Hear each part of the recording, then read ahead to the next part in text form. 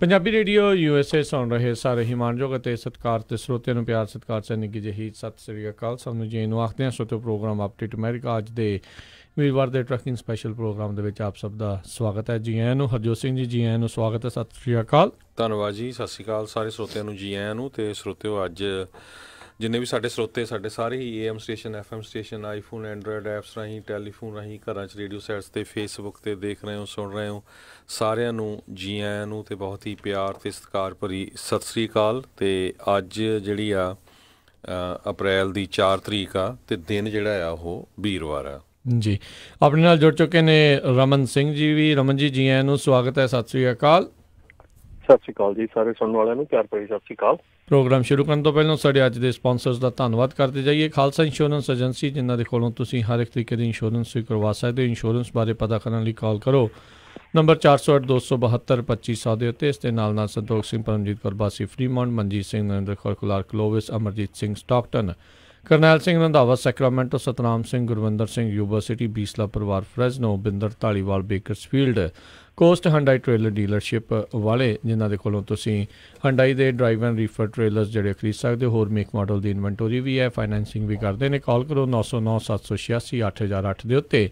ਅਤੇ gonapta.org ਵਾਲੇ ਪੰਜਾਬੀਆਂ ਦੀ ਆਪਣੀ ਜਿਹੜੀ ਹੈ ਟਰੱਕਿੰਗ ਐਸੋਸੀਏਸ਼ਨ, ਇਸ ਦੇ ਬਾਰੇ ਹੋਰ ਜਾਣਕਾਰੀ ਲੈਣ ਲਈ ਇਹਨਾਂ ਦੀ ਵੈਬਸਾਈਟ ਵਿਜ਼ਿਟ ਕਰੋ gonapta.org ਦੇ ਉੱਤੇ। ਇਹਨਾਂ ਸਾਰਿਆਂ ਦਾ ਬਹੁਤ ਬਹੁਤ ਧੰਨਵਾਦ। ਜੇਕਰ ਤੁਸੀਂ ਜਾਂ ਕੋਈ ਹੋਰ ਕਾਰੋਬਾਰ ਇਸ ਪ੍ਰੋਗਰਾਮ ਨੂੰ ਸਪਾਂਸਰ ਕਰਨਾ ਚਾਹੁੰਦੇ ਹੋ, ਸੰਪਰਕ ਕਰ ਸਕਦੇ ਹੋ 408-722-7698 ਦੇ ਉੱਤੇ।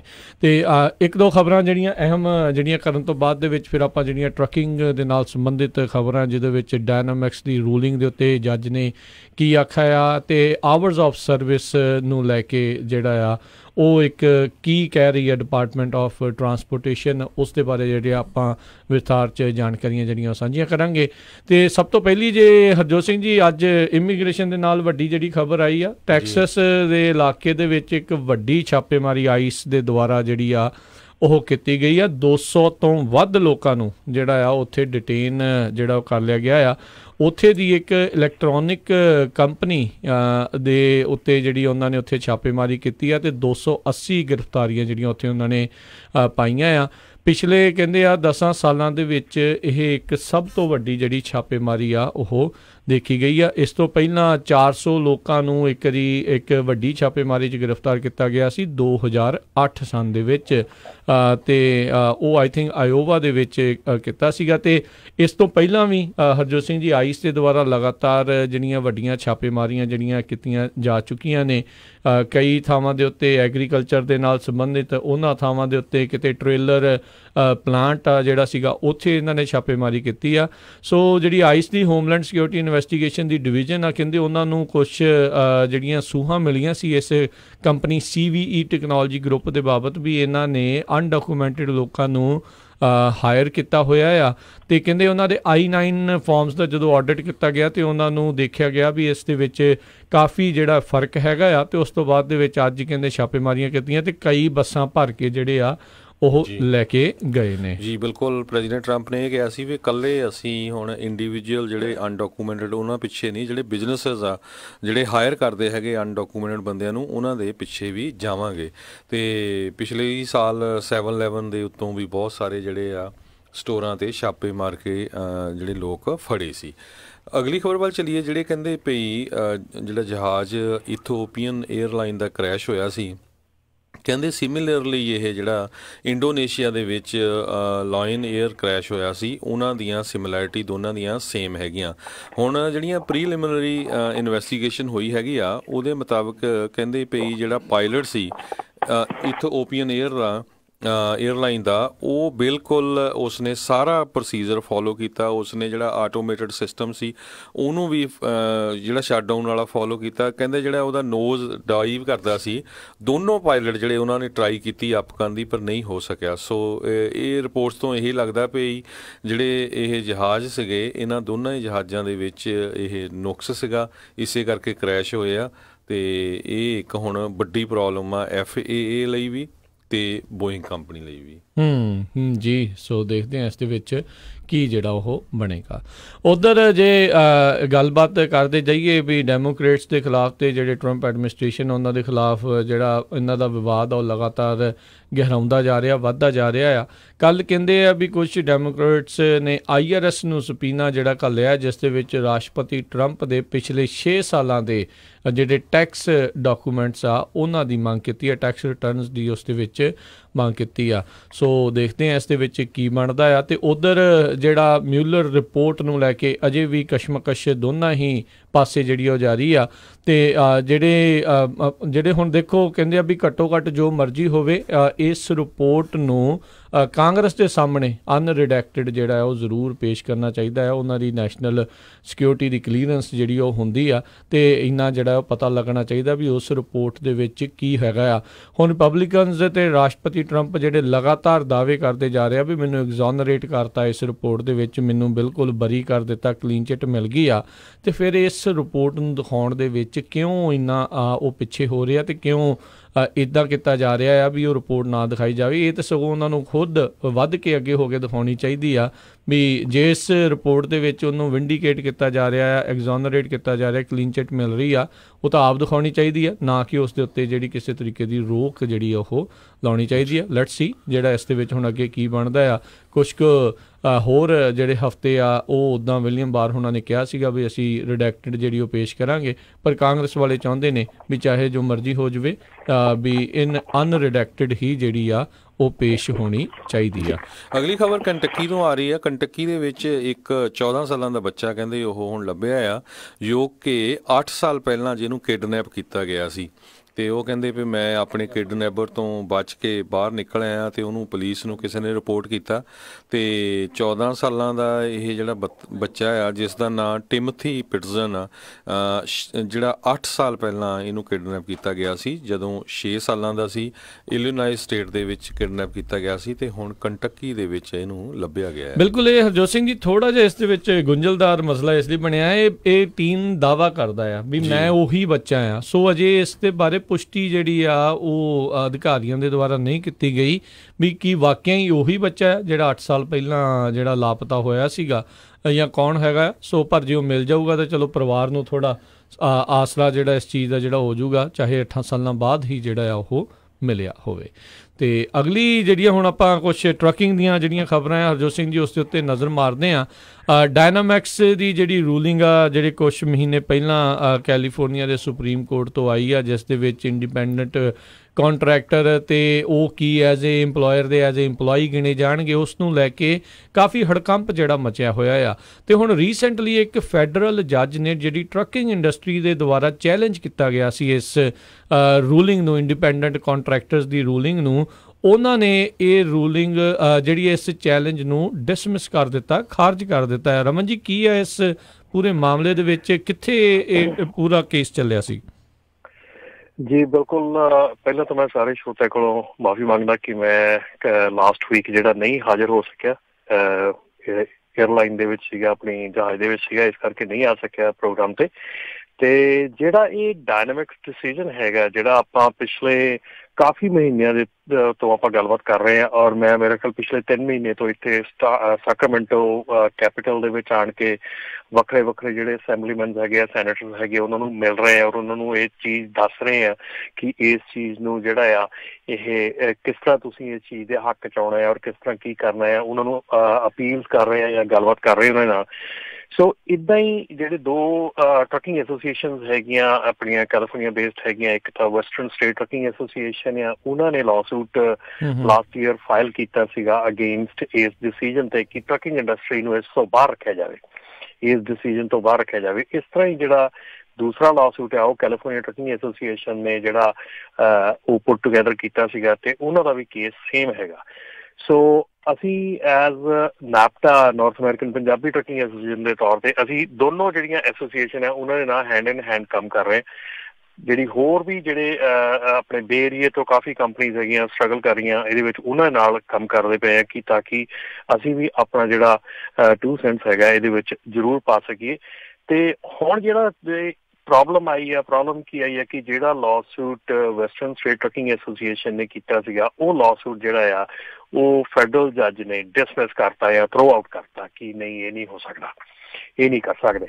ਸੋ ਹੁਣ ਇੱਕ ਲਾਅਸੂਟ ਰਹਿ ਗਿਆ ਕੈਲੀਫੋਰਨੀਆ ਟਰੱਕਿੰਗ ਐਸੋਸੀਏਸ਼ਨ ਨਾਲ। ਸੋ ਕੱਲ ਵੀ ਪਰਸੋਂ ਵੀ ਮੈਂ ਸਾਰਾ ਦਿਨ ਜਿਹੜਾ ਸੀਗਾ ਇੱਥੇ ਫੈਡਰਲ ਆਪਣੇ ਇੱਥੇ ਸਟੇਟ ਕੈਪੀਟਲ ਤੇ ਸੀਗਾ, ਤੇ ਕੈਲੀਫੋਰਨੀਆ ਟਰੱਕਿੰਗ ਐਸੋਸੀਏਸ਼ਨ ਦੇ ਨਾਲ ਮਿਲ ਕੇ ਅਸੀਂ ਸਾਰਾ ਦਿਨ ਜਿਹੜੇ ਆਪਣੇ ਹੈਗੇ ਆ ਇੱਥੋਂ ਦੇ ਸੈਨੇਟਰਸ ਹੈਗੇ ਆ, ਅਸੈਂਬਲੀਮੈਨ ਹੈਗੇ ਆ, ਉਹਨਾਂ ਨੂੰ ਮਿਲੇ ਆ, ਸਾਰਿਆਂ ਨੂੰ ਸਾਰਾ ਦਿਨ ਗੱਲਬਾਤ ਕੀਤੀ ਹੈ, ਉਹਨਾਂ ਨੂੰ ਟਰਾਈ ਕੀਤੀ ਹੈ ਸਮਝਾਉਣ ਦੀ ਕਿ ਕਿਉਂ ਇੱਕ ਬਿਲਕੁਲ ਖਤਰਨਾਕ ਹੈਗਾ ਜਿਹੜਾ ਇੰਡੀਪੈਂਡੈਂਟ ਓਨਰ ਆਪਰੇਟਰ ਦੀ ਜਿਹੜੀ ਸਟਰਗਲ ਹੈਗੀ ਆ, ਜਾਂ ਜਿਹੜੀ ਇੰਡੀਪੈਂਡੈਂਟ ਓਨਰ ਆਪਰੇਟਰ ਦੀ ਜਿਹੜੀ ਕਲਾਸੀਫਿਕੇਸ਼ਨ ਹੈਗੀ ਆ, ਉਹਦੇ ਲਈ ਕਿਉਂ ਖਤਰਾ। ਕਿਉਂਕਿ ਫਿਰ ਸਮਝਾਉਣ ਦੀ ਗੱਲ ਇਹ ਆ ਸਾਰਿਆਂ ਨੂੰ ਕਿ ਇਹ ਜਿਹੜਾ ਰੂਲਿੰਗ ਹੈਗੀ ਆ ਇਹ ਆਈ ਆ ਕਿ ਜਿਹੜੀਆਂ ਕੰਪਨੀਆਂ, ਵੱਡੀਆਂ ਕੰਪਨੀਆਂ ਜਿਹੜੀਆਂ ਕਿ ਟਰੱਕ ਡਰਾਈਵਰ ਜਦੋਂ ਉੱਥੇ ਜਾਂਦਾ ਜੋਬ ਲਈ, ਤੇ ਉਹਨਾਂ ਨੂੰ ਇੱਕ ਝਾਂਸਾ ਦੇ ਕੇ ਤੇ ਉਹਨਾਂ ਨੂੰ ਇੱਕ ਤਰੀਕੇ ਦੇ ਨਾਲ ਓਨਰ ਆਪਰੇਟਰ ਬਣਾ ਦਿੱਤਾ ਜਾਂਦਾ ਆ। ਉਹਨਾਂ ਨੂੰ ਇੱਕ ਜਿੱਦਾਂ ਨਹੀਂ ਕਹਿੰਦੇ ਵੀ ਸਬਜ਼ ਬਾਗ ਦਿਖਾ ਕੇ ਉਹਨਾਂ ਨੂੰ ਓਨਰ ਆਪਰੇਟਰ ਕਿ ਤੁਸੀਂ ਯੂਰ ਓਨ ਬਾਸ ਤੇ ਸਾਰਾ ਕੁਛ ਕਰਕੇ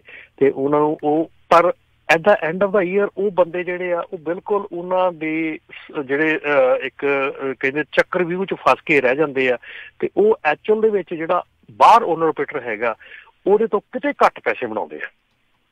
ਸੋ ਇਹ ਜਿਹੜਾ ਸਾਰਾ ਸਿਸਟਮ ਸੀਗਾ, ਇਹਨੂੰ ਟੈਕਲ ਕਰਨ ਵਾਸਤੇ ਉਹਨਾਂ ਡਰਾਈਵਰਸ ਨੂੰ ਜਿਹੜਾ ਆ ਇਹ ਮਤਲਬ ਕਿ ਫਾਇਦਾ ਦੇਣ ਵਾਸਤੇ ਇਹ ਜਿਹੜੀ ਰੂਲਿੰਗ ਆਈ ਸੀਗੀ, ਇਸ ਰੂਲਿੰਗ ਦੇ ਵਿੱਚ ਕੀ ਹੋਇਆ ਕਿ ਜਦੋਂ ਇੰਡੀਪੈਂਡੈਂਟ ਕਾਂਟਰੈਕਟਰ ਦਾ ਨਾਂ ਆ ਗਿਆ ਤੇ ਉਹਦੇ 'ਚ ਅਸੀਂ ਐਜ਼ ਅ ਇੰਡੀਪੈਂਡੈਂਟ ਕਾਂਟਰੈਕਟਰ ਜਿਹੜੇ ਸਾਡੇ ਟਰੱਕ ਓਨਰ ਹੈਗੇ ਆ, ਜਿਹੜੇ ਸਿੰਗਲ ਟਰੱਕ ਓਨਰ ਆਪਰੇਟਰ ਆ, ਜਿਨ੍ਹਾਂ ਦੇ ਕੋਲ ਇੱਕ ਟਰੱਕ ਆ ਤੇ ਉਹ ਆਪਣਾ ਟਰੱਕ ਚਲਾਉਂਦੇ ਆ ਤੇ ਆਪਣਾ ਉਹਨਾਂ ਦਾ ਜਿਹੜਾ ਟਰੱਕ ਹੈਗਾ, ਆਪਣਾ ਟ੍ਰੇਲਰ ਹੈਗਾ, ਆਪਣੀ ਅਥਾਰਟੀ ਹੈਗੀ ਆ, ਆਪਣਾ ਸਾਰਾ ਕੁਛ ਹੈਗਾ, ਉਹਨਾਂ ਦੀ ਆਪਣੀਆਂ ਇਨਕੋਰਪੋਰੇਟ ਕੀਤੀਆਂ ਹੋਈਆਂ ਕੰਪਨੀਆਂ ਜਾਂ ਨਹੀਂ ਵੀ ਇਨਕੋਰਪੋਰੇਟ ਕੀਤੀਆਂ।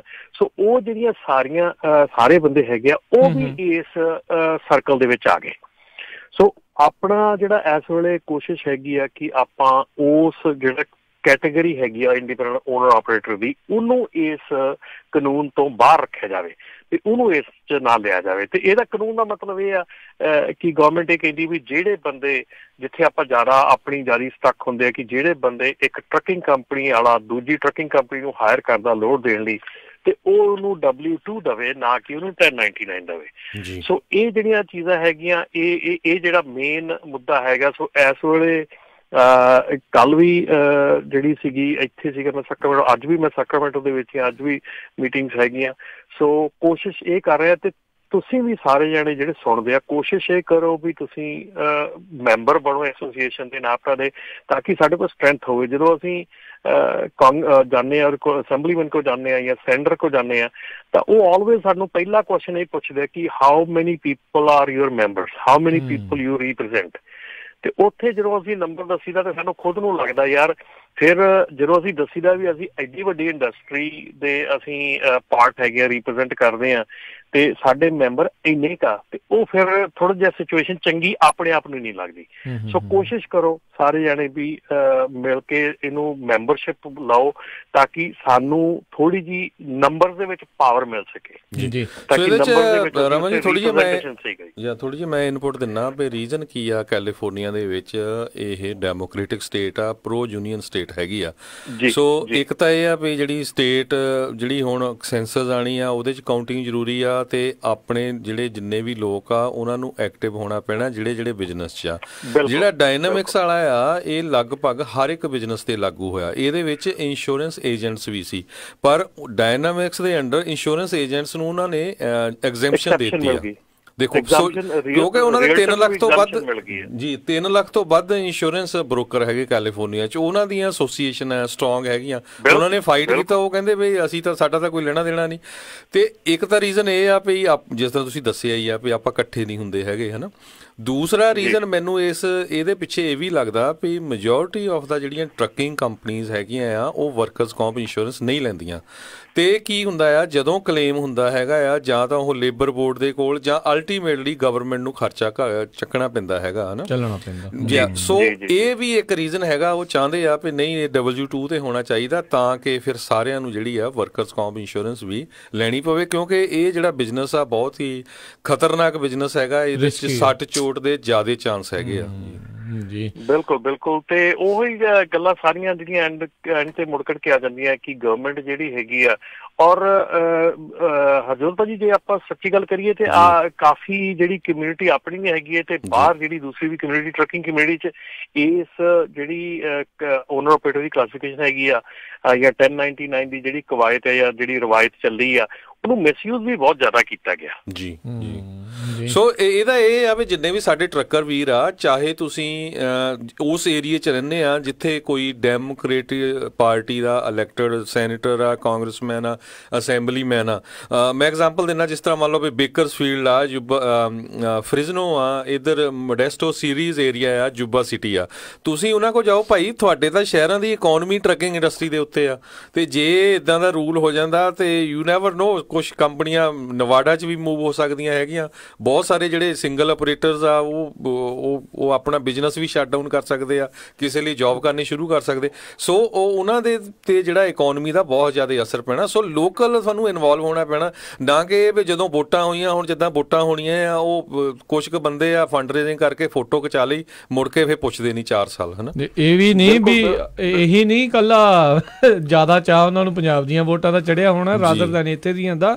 ਸੋ ਇਹ ਧਿਆਨ ਜਿਹੜਾ ਰੱਖਣ ਦੀ ਜ਼ਰੂਰਤ ਆ, ਤੁਹਾਡੇ ਇੱਥੇ ਦੇ ਕਿਹੜੇ ਮਸਲੇ ਆ, ਕੀ ਤੁਹਾਨੂੰ ਇਸ਼ੂਜ਼ ਡਾਇਰੈਕਟਲੀ ਜਿਹੜੇ ਹਿੱਟ ਕਰ ਰਿਹਾ, ਕਿਉਂਕਿ ਤੁਸੀਂ ਇਹ ਦੇਖੋ ਵੀ ਕਈ ਵਾਰੀ ਇੱਕ ਹੀ ਜਾਣਾ ਹੁੰਦਾ ਪਰਿਵਾਰ ਦੇ ਵਿੱਚ ਕਮਾਈ ਕਰਨ ਵਾਲਾ, ਬਾਕੀ ਜਾਣੇ ਉੱਦਾਂ ਦੇ ਸਿਰ ਦੇ ਉੱਤੇ ਹੁੰਦੇ ਆ, ਅਤੇ ਜੇ ਰੱਬ ਨਾ ਕਰੇ ਕੋਈ ਇੱਦਾਂ ਦੀ ਉਹਨਾਂ ਦੀ ਇਨਕਮ ਦੇ ਵਿੱਚ ਸਿੱਧਾ ਉੱਤੇ ਥੱਲੇ ਥੋੜ੍ਹਾ ਬਹੁਤਾ ਵੀ ਹੇਰ ਫੇਰ ਹੁੰਦਾ ਆ, ਕੋਈ ਰੈਂਟ 'ਤੇ ਰਹਿ ਲਿਆ ਹੁੰਦਾ, ਕਿਸੇ ਨੇ ਘਰ ਲਿਆ ਹੁੰਦਾ, ਬਾਅਦ ਮੌਰਗੇਜ ਕਿੱਦਾਂ ਦੇਣੀ, ਬਾਅਦ 'ਚੋਂ ਸਾਰਾ ਕੁਛ ਬਿੱਲ ਬੱਤੀਆਂ ਜਿਹੜੀਆਂ ਉਹ ਕਿੱਦਾਂ ਜਾਣੀਆਂ। ਸੋ ਬਹੁਤ ਧਿਆਨ ਰੱਖਣ ਵਾਲੀ ਜ਼ਰੂਰ ਆ।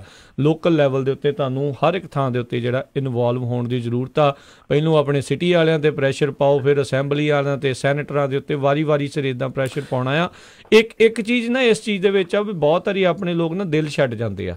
ਇਹਦੇ ਵਿੱਚ ਇੱਕ ਕਾਰਨ ਇਹ ਵੀ ਆ ਵੀ ਉਹ ਸੋਚਦੇ ਆ ਵੀ ਚੱਲ ਅੱਜ ਆਪਾਂ ਇਕੱਠੇ ਹੋ ਗਏ ਹਾਂ ਅਤੇ ਮਿੰਟੋ ਮਿੰਟੀ ਜਿਹੜਾ ਕੰਮ ਆਪਣਾ ਹੋ ਜਾਣਾ, ਸ਼ਾਇਦ ਅਗਲੇ ਹਫ਼ਤੇ, ਸ਼ਾਇਦ ਅਗਲੇ ਮਹੀਨੇ, ਨਹੀਂ ਕਈ ਵਾਰੀ ਸਾਲਿਆਂ ਬੱਧੀ ਲੱਗ ਜਾਂਦੇ ਆ ਕਈ ਚੀਜ਼ਾਂ ਨੂੰ ਚੇਂਜ ਜਿਹੜਾ ਕਰਨ ਦੇ ਲਈ। ਸੋ ਗੱਲ ਇਹ ਹੁੰਦੀ ਵੀ ਬਾਰ-ਬਾਰ ਉਸੇ ਥਾਂ ਦੇ ਉੱਤੇ ਚੋਟ ਮਾਰਨੀ ਪੈਂਦੀ ਆ। ਬਿਲਕੁਲ। ਇਹ ਰਾਤ ਜਿਹੜੀ ਤੂੰ ਆਹ ਗੱਲ ਕੀਤੀ ਹੈ ਨਾ, ਮੈਨੂੰ ਹੁਣ ਖਾਸ ਕਰਕੇ ਨਾਪਟਾ ਦੇ ਵਿੱਚ ਕਾਲ ਆਉਂਦੀ ਆ ਬਹੁਤ ਵਾਰੀ ਕਿ ਅਸੀਂ ਜਿਹੜੇ ਬ੍ਰੋਕਰਸ ਹੈਗੇ ਆ ਸਾਨੂੰ ਠੀਕ ਪੈਸੇ ਨਹੀਂ ਪੇ ਕਰਦੇ ਜਾਂ ਸਾਨੂੰ ਬਿਲਕੁਲ ਸਾਡੇ ਪੈਸੇ ਮਾਰ ਗਏ, ਸਾਨੂੰ ਕੁਛ ਕਰਕੇ, ਹੈ ਨਾ, ਤੁਸੀਂ ਕੀ ਕਰ ਸਕਦੇ ਆ। ਮੈਂ ਕਿਹਾ ਵੀ ਤੁਸੀਂ ਨਾਪਟਾ ਦੇ ਮੈਂਬਰਸ ਹੈਗੇ ਆ, ਪਹਿਲਾਂ ਤਾਂ ਇਹ ਪੁੱਛੀਦਾ, ਤੇ ਕਹਿੰਦੇ ਨਹੀਂ। ਮੈਂ ਕਿਹਾ ਜਦੋਂ ਤੁਸੀਂ ਮੈਂਬਰ ਨਹੀਂ ਬਣੇ ਫਿਰ ਤੁਸੀਂ ਮੇਰੇ ਕੋਲੋਂ ਕੀ ਚਾਹੁੰਦੇ ਹੈਗੇ ਆ, ਹੈ ਨਾ, ਕਿ ਮੈਂ ਕੀ ਕਰਾਂ, ਹੈ ਨਾ। ਤੇ ਉਸ ਤੋਂ ਬਾਅਦ ਫਿਰ ਅਗਲਾ ਕੁਐਸਚਨ ਇਹ ਹੁੰਦਾ, ਜਿੱਦਾਂ ਦਾ ਹੁਣ ਉਹ ਚੀਜ਼ ਕੀਤੀ ਜਾ ਰਹੀ ਆ ਕਿ ਉਹ ਚੀਜ਼ ਹੋ ਰਹੀ ਆ ਕਿ ਜੇ ਤੁਸੀਂ ਆਹ ਕਰਕੇ ਦਿਖਾਓਗੇ ਤੇ ਫਿਰ ਅਸੀਂ ਮੈਂਬਰ ਬਣ ਜਾਵਾਂਗੇ। ਮੈਂ ਕਿਹਾ ਵੀ ਇਹ ਚੀਜ਼ਾਂ ਏਦਾਂ ਵਰਕ ਨਹੀਂ ਕਰਦੀਆਂ, ਹੈ ਨਾ। ਤੇ ਬਾਕੀ ਜਿਹੜੇ ਹੈਗੇ ਆ ਕਾਫੀ ਜਿਹੜੀ ਇਸ ਵੇਲੇ ਲੋੜ ਹੈਗੀ ਆ ਔਰ ਕੋਸ਼ਿਸ਼ ਇਹ ਹੈਗੀ ਆ ਕਿ ਬਹੁਤ ਲੋਕੀ ਜਿਹੜੇ ਇਸ ਵੇਲੇ ਬਿਜ਼ਨਸ ਦੇ ਵਿੱਚ ਆ ਰਹੇ ਆ, ਜਿਨ੍ਹਾਂ ਨੂੰ ਬਿਜ਼ਨਸ ਦੇ ਬਾਰੇ ਦੇ ਵਿੱਚ, ਇਸ ਟਰੱਕਿੰਗ ਬਿਜ਼ਨਸ ਦੇ ਬਾਰੇ ਦੇ ਵਿੱਚ ਜ਼ੀਰੋ ਨੌਲੇਜ ਆ। ਜੀ। ਮੈਂ ਪਿਛਲੇ ਹਫ਼ਤਿਆਂ ਦੇ ਵਿੱਚ ਕਾਫੀ ਐਸੀਆਂ ਕਾਲਸ ਲਈਆਂ ਆ ਜਿਹਦੇ ਵਿੱਚ ਕਿ ਬੰਦੇ ਕਾਲ ਕਰ ਰਹੇ ਆ ਕਿ ਟਰੱਕ ਲੈਣਾ ਆ, ਸਾਨੂੰ ਗਾਈਡ ਕਰੋ, ਲੋਨ ਲੈਣਾ ਗਾਈਡ ਕਰੋ। ਮੈਂ ਕਿਹਾ ਠੀਕ ਆ। ਉਸ ਤੋਂ ਬਾਅਦ ਕੰਪਨੀ ਖੋਲਣੀ, ਉਹ 'ਚ ਗਾਈਡ ਕਰੋ। ਅੱਛਾ, ਫਿਰ ਸਾਨੂੰ ਡਿਸਪੈਚਿੰਗ ਸਿਖਾਓ। ਅੱਛਾ ਯਾਰ, ਜੇ ਸਾਰਾ ਕੁਛ ਇਹ ਤੁਸੀਂ ਅਜੇ ਕਰਨਾ ਆ ਤੇ ਫਿਰ ਤੁਸੀਂ ਟਰੱਕਿੰਗ ਬਿਜ਼ਨਸ 'ਚ ਕਿਉਂ ਚੱਲੇ ਆ? ਤੁਹਾਨੂੰ ਪਤਾ ਹੀ ਕੁਛ ਨਹੀਂ ਗਾ ਅਜੇ ਟਰੱਕਿੰਗ ਬਿਜ਼ਨਸ ਦਾ, ਤੇ ਤੁਸੀਂ ਟਰੱਕਿੰਗ ਬਿਜ਼ਨਸ 'ਚ ਕਿੱਦਾਂ ਚੱਲੇ ਆ? ਸੋ ਬਹੁਤ ਸਾਰੇ ਜਿਹੜੇ ਰਮਨ ਜੀ ਭੁਲੇਖਾ ਵੀ ਆ। ਕਈ ਵਾਰੀ ਕੀ ਬੰਦਾ ਸੋਚਦਾ ਵੀ ਮੈਂ ਸ਼ਾਇਦ ਲਿਕਰ ਸਟੋਰ ਬਿਜ਼ਨਸ 'ਚ ਕਾਮਯਾਬ ਹੋ ਗਿਆ, ਗੈਸ ਸਟੇਸ਼ਨ 'ਚ ਹੋ ਗਿਆ, ਜਾਂ ਫਾਰਮਿੰਗ 'ਚ ਹੋ ਗਿਆ ਤੇ ਟਰੱਕਿੰਗ 'ਚ ਵੀ ਹੋ ਜਾਣਾ। ਇੱਦਾਂ ਨਹੀਂ ਹੁੰਦੀ ਹੈਗੀ। ਅਤੇ ਜਿਸ ਤਰ੍ਹਾਂ ਆਪਾਂ ਦੱਸ ਰਹੇ ਹਾਂ, ਸਾਰਿਆਂ ਨੂੰ ਇਕੱਠੇ ਹੋਣਾ ਪੈਣਾ ਆ। ਮੈਂ ਨਾ 6-7 ਸਾਲ ਪਹਿਲਾਂ ਰਮਨ ਜੀ ਸ਼ੋਅ ਸ਼ੁਰੂ ਕੀਤਾ ਸੀ ਵੀ ਕਿਸ ਤਰ੍ਹਾਂ ਜਿਹੜੀ ਊਬਰ ਆ ਉਹ ਟੈਕਸੀ ਬਿਜ਼ਨਸ ਨੂੰ ਮਾਰ ਦਊਗੀ।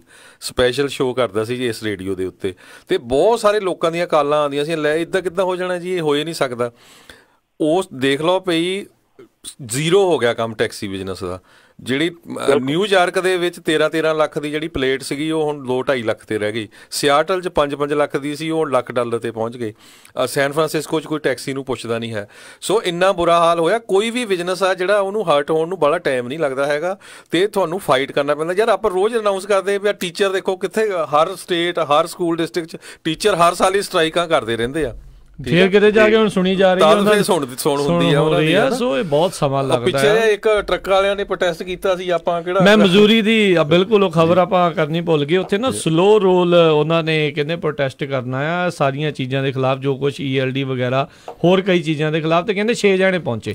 ਤੇ ਉਹ ਖਬਰ ਇਸ ਕਰਕੇ ਜ਼ਿਆਦਾ ਮਸ਼ਹੂਰ ਹੋਈ ਵੀ ਸਿਰਫ 6 ਜਣੇ ਪਹੁੰਚੇ। ਵੀ ਉੱਦਾਂ ਕਹਿੰਦੇ ਵੀ ਇੰਡਸਟਰੀ ਏਡੀ ਵੱਡੀ ਆ, ਏਡੇ ਜਿਹੜੇ ਆ ਲੋਕ ਉਹਨਾਂ ਦੇ ਨਾਲ ਜੁੜੇ ਹੋਏ ਆ, ਤੇ ਪਹੁੰਚੇ ਸਿਰਫ ਉੱਥੇ 6 ਟਰੱਕ। ਦੇਖੋ ਵੀ ਉਹ ਪ੍ਰੋਟੈਸਟ ਸੀ। ਸੋ ਇਹ ਬਾਅਦ ਦੇ ਵਿੱਚ ਇਨ ਦੀ ਐਂਡ ਫਿਰ ਮਜ਼ਾਕ ਦਾ ਪਾਤਰ ਨਾ ਬਣੋ, ਪਰ ਇਹ ਆ ਵੀ ਇਸ ਦੇ ਵਿੱਚ ਹੌਸਲਾ ਨਹੀਂ ਹਾਰਨਾ ਚਾਹੀਦਾ। ਲਗਾਤਾਰ ਤੁਹਾਨੂੰ ਜਿਹੜਾ ਨਾਲ ਜੁੜਨਾ ਚਾਹੀਦਾ ਆ।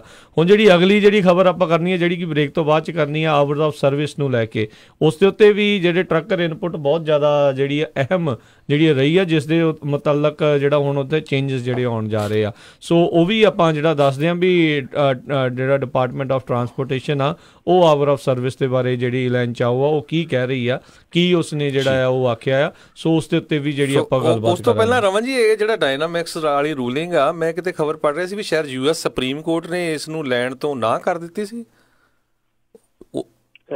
ਕਿਵੇਂ ਜੀ? ਜਿਹੜਾ ਇਹ ਇਸ ਰੂਲਿੰਗ ਦੇ ਅਗੇਂਸਟ US ਸੁਪਰੀਮ ਕੋਰਟ 'ਚ ਵੀ ਕੋਈ ਐਸੋਸੀਏਸ਼ਨ ਜਾਂ ਟਰੱਕਿੰਗ ਕੰਪਨੀ ਵਾਲੇ ਗਏ ਸੀ, ਤੇ ਉਹਨਾਂ ਨੇ ਕਿਹਾ ਵੀ ਨਹੀਂ ਅਸੀਂ ਇਹ ਕੇਸ ਨਹੀਂ ਲੈਣਾ।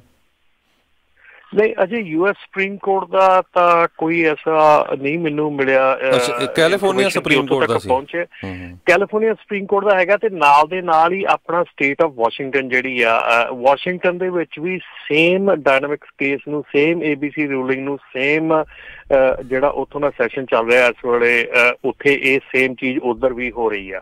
ਸੋ ਵਾਸ਼ਿੰਗਟਨ ਸਟੇਟ ਦੇ ਵਿੱਚ ਵੀ ਇਹ ਸੇਮ ਜੋ ਆਪਾਂ ਸਟਰਗਲ ਇੱਥੇ ਕਰ ਰਹੇ ਆ, ਉਹ ਵਾਸ਼ਿੰਗਟਨ ਸਟੇਟ ਦੇ ਵਿੱਚ ਵੀ ਹੋ ਰਹੀ ਹੈ। ਸਾਡੀ ਵਾਸ਼ਿੰਗਟਨ ਸਟੇਟ ਟਰੱਕਿੰਗ ਐਸੋਸੀਏਸ਼ਨ ਉੱਥੇ ਤੇ ਮੈਨੂੰ ਲੱਗਦਾ ਆਸਾਨੀ ਨਾਲ ਪਾਸ ਹੋ ਜਾਣਾ, ਕਿਉਂਕਿ ਉਹ ਪਹਿਲੇ ਸੂਬਿਆਂ ਦੇ ਵਿੱਚੋਂ ਸੀ ਜਿਨ੍ਹਾਂ ਨੇ ਵਰਕ ਪਰਮਿਟ ਵਾਲਿਆਂ ਦੇ ਲਾਇਸੈਂਸ ਰੱਦ ਕਰਤੇ ਸੀ ਵੀ ਤੁਸੀਂ ਇੱਥੇ ਲਾਇਸੈਂਸ ਜਿਹੜੇ ਉਹ ਨਹੀਂ ਚਲਾ ਸਕਦੇ। ਇਸੇ ਕਰਕੇ ਜਿਹੜੀ ਆਪਣੀ ਵਾਸ਼ਿੰਗਟਨ ਸਟੇਟ ਟਰੱਕਿੰਗ ਐਸੋਸੀਏਸ਼ਨ ਆ, ਉਹਨਾਂ ਨੇ ਵੀ ਆਪਣੇ ਤੱਕ ਪਹੁੰਚ ਕੀਤੀ ਸੀਗੀ ਕਿ ਤੁਹਾਡੇ ਜਿਹੜੇ ਉੱਥੇ ਮੈਂਬਰਸ ਹੈਗੇ ਆ, ਤੁਹਾਡੀ ਜਿਹੜੀ ਕਮਿਊਨਿਟੀ ਹੈਗੀ ਆ, ਉਹਨੂੰ ਮੋਬਿਲਾਈਜ਼ ਕਰੋ, ਕਿਉਂਕਿ ਇਹ ਸਾਰਿਆਂ ਦਾ ਜਿਹੜਾ ਇਹ ਚੀਜ਼ ਹੈਗੀ ਆ, ਸਾਰਿਆਂ ਦਾ ਜਿਹੜਾ ਇਹ ਤੇ ਅਸਰ ਮਸਲਾ ਆ। ਔਰ ਜਦੋਂ ਕਾਰ ਵਾਲੀ ਰੂਲਿੰਗ ਸਟੇਟ ਆਫ ਵਾਸ਼ਿੰਗਟਨ ਨੇ ਪਿਛਲੇ ਸਾਲ ਲਾਗੂ ਕੀਤੀ ਸੀ, 800 ਓਨਰ ਆਪਰੇਟਰ ਜਿਹੜੇ ਆ, 800 ਓਨਰ ਆਪਰੇਟਰ ਜਿਹੜੇ ਆ ਐਲੀਮੀਨੇਟ ਹੋ ਗਏ ਸੀਗੇ ਪੋਰਟ ਤੋਂ।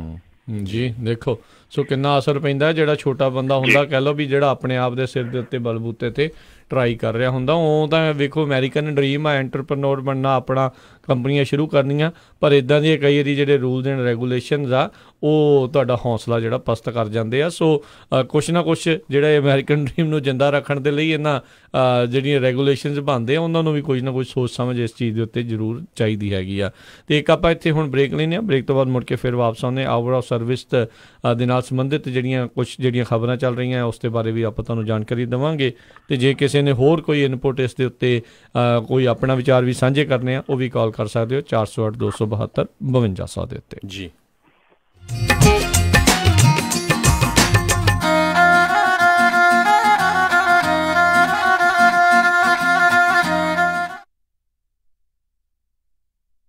बरसात आइलैंड मार्केट, जिसका पहला नाम खालसा फैब्रिक सी, खुल चुका है under new ownership. West Sacramento दा सब तो बड़ा इंडियन ग्रोसरी स्टोर। इस 7 दिन खुले रहंदे हन, सवेरे 10:30 बजे तो शामी 7 बजे तक। हर तरह दी इंडियन, पाकिस्तानी अते आइलैंड ग्रोसरी खरीद सकते हो। हर तरह दे मसाले, नेचुरल हर्ब्स, मीट, कॉस्मेटिक, भांडे अते खरीदो ताजियां सब्जियां हर रोज। मार्च तो मई तक ले सकते हो री ग्रैंड ओपनिंग सेल का लाभ। ਵਧੇਰੇ ਜਾਣਕਾਰੀ ਲਈ ਗੱਲ ਕਰ ਸਕਦੇ ਹੋ 9162995267 2021 West Capital Avenue, West Sacramento.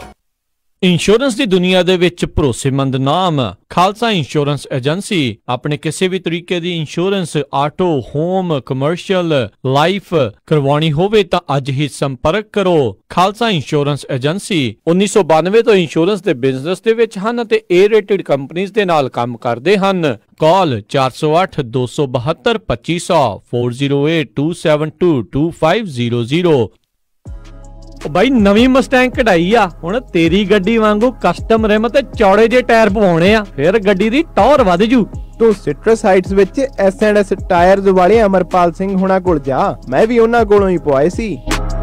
S&S tyres ਹਰ ਕਾਰ ਲਈ ਕਸਟਮ ਵੀਲ ਵੇਚਦੇ ਹਨ। ਸਾਰੇ ਟਾਇਰ ਬ੍ਰਾਂਡਸ ਅਵੇਲੇਬਲ ਹਨ ਅਤੇ ਨਵੇਂ ਪਿਕਅਪ ਟਰੱਕਸ ਦੇ ਲੈਵਲਿੰਗ ਕਿਟਸ, ਲਿਫਟ ਕਿਟਸ ਦੇ ਵਿੱਚ ਵੀ ਮਹਾਰਤ ਹਾਸਲ ਹੈ। 4 ਟਾਇਰ ਖਰੀਦਣ ਤੇ ਫ੍ਰੀ ਟਾਇਰ ਰੋਟੇਸ਼ਨ ਅਤੇ flat tyre repair. Address 7441 Auburn Boulevard, Citrus Heights. ਹੋਰ ਜਾਣਕਾਰੀ ਲਈ ਕਾਲ ਅਮਰਪਾਲ ਸਿੰਘ 916 728 4100 916 728 4100। S&S tyres. ਚੌੜੇ ਚੌੜੇ ਰਿਮ ਧਰਤੀ ਨੂੰ ਰਾਪਦੇ ਆ, ਦੇਖਦੇ ਆ ਲੋਕ ਚੱਕ ਚੱਕ ਅੱਡੀਆਂ।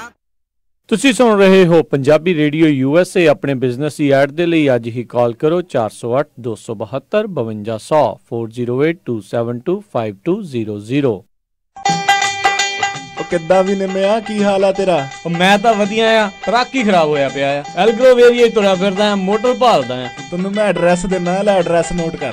ਦੱਸੋ ਫਿਰ ਜਰਾ। 9875 ਡਾਇਨੋ ਡਰਾਈਵ ਐਲਗਰੋਵ। ਬਈ ਮੋਟਰ ਦਾ ਨਾਂ ਕੀ ਆ? ਓਏ ਮੋਟਲ ਨਹੀਂ ਹੈਗਾ, ਇਹ ਹੈਗਾ address US truck and trailer repair ਵਾਲਿਆਂ ਦਾ। ਬੀਬਾ ਪੁੱਤ ਬਣ ਕੇ ਆਪਣਾ ਟਰੱਕ ਠੀਕ ਕਰਾ ਤੇ ਸ਼ਾਮੀ ਟਾਈਮ ਸਿਰ ਘਰੇ ਜਾ, ਭਰਜਾਈ ਉਡੀਕਦੀ ਹੁੰਦੀ।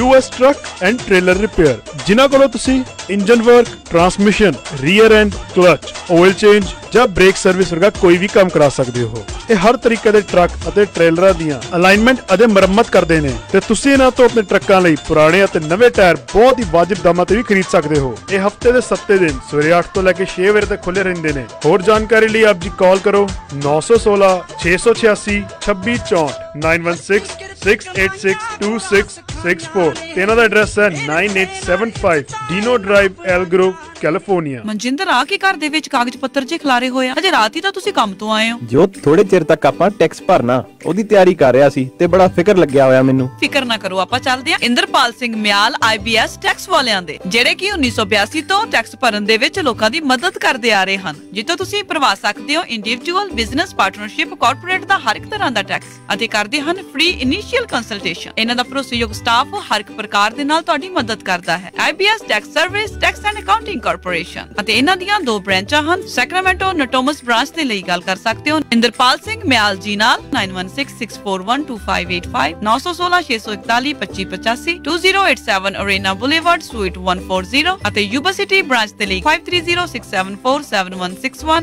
530 674 7161 327 ਪਰਸੀ ਐਵੇਨਿਊ, ਯੂਬਾ ਸਿਟੀ। ਜੋ ਤੂੰ ਤਾਂ ਮੇਰੀ ਮੁਸ਼ਕਿਲ ਆਸਾਨ ਕਰਤੀ ਆ। ਚੱਲ ਫਿਰ ਚੱਲਦੇ ਆ IBS ਟੈਕਸ ਸਰਵਿਸ ਵਾਲਿਆਂ ਦੇ। ਨਵੇਂ ਕਲਾਇੰਟਸ ਵਾਸਤੇ ਟੈਕਸ ਪ੍ਰੈਪਰੇਸ਼ਨ ਸਰਵਿਸ ਤੇ $10 ਆਫ ਰੱਖੇ ਗਏ ਹਨ। ਤੁਸੀਂ ਸੁਣਦੇ ਪਏ ਹੋ ਪੰਜਾਬੀ ਰੇਡੀਓ USA।